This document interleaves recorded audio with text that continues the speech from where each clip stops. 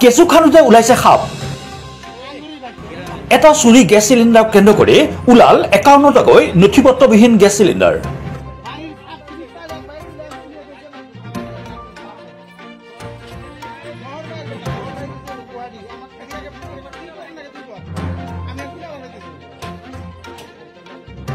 ঘটনা ধুবুৰী জিলাৰ হালাকুৰা আৰক্ষী তালাচী চকীৰ অন্তৰ্গত সোণাখুলি প্ৰথম খণ্ড গাঁৱৰ হামিদ আলী নামৰ এজন ব্যক্তিৰ পাকঘৰৰ পৰা চুৰি হৈছিল এটা ৰন্ধন গেছৰ চিলিণ্ডাৰ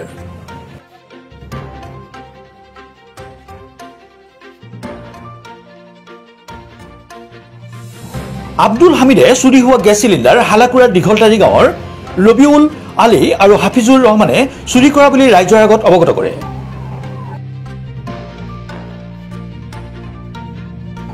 পিছত ৰাইজে দুয়োকে সন্দেহজনকভাৱে আটক কৰি সোধপোছ কৰি উত্তম মাধ্যম দি হালাকুৰা থানাত গোটাই দিয়ে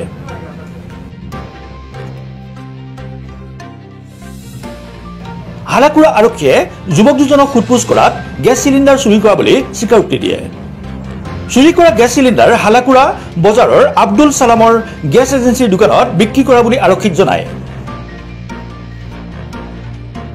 চুৰি হোৱা গেছ চিলিণ্ডাৰ বিচাৰি আৰক্ষীয়ে আব্দুল সালামৰ দোকানত অভিযান চলাবলৈ যায় আৰক্ষী যোৱাৰ উমান পাই আব্দুল সালামে দোকানত থকা গেছ চিলিণ্ডাৰ নিজা বলেৰো পিকআপ ভেনত ভৰ্তি কৰি অন্য ঠাইলৈ স্থানান্তৰ কৰিবলৈ যোজা চলায়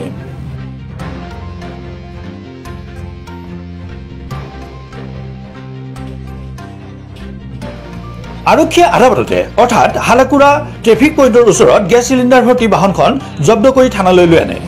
লগতে আব্দুল সালামক আৰক্ষীয়ে আটক কৰি থানালৈ লৈ আহে বাহনখনৰ পৰা সৰু ডাঙৰ মুঠ ৫১টাকৈ গেছ চিলিণ্ডাৰ জব্দ কৰে লগতে গেছ চিলিণ্ডাৰ কঢ়িয়া বাহনখন আৰক্ষীয়ে জব্দ কৰে আব্দুল সালামৰ পৰা আৰক্ষীয়ে গেছ চিলিণ্ডাৰৰ নথিপত্ৰ বিচৰাত এটাও নথিপত্ৰ দিব নোৱাৰিলে জব্দকৃত গেছ চিলিণ্ডাৰ কঢ়িয়া বাহনখনৰ নম্বৰ AS17C20296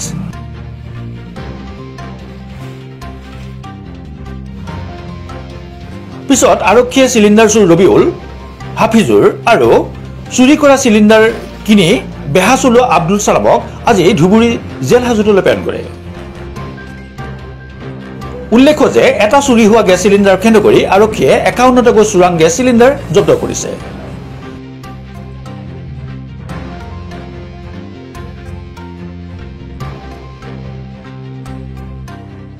সুজয় বৰ্মনৰ সহযোগত ষ্টাফ ৰিপৰ্টাৰ কৌশিক দে ৰিপৰ্ট ইনভাইচেল নিউজ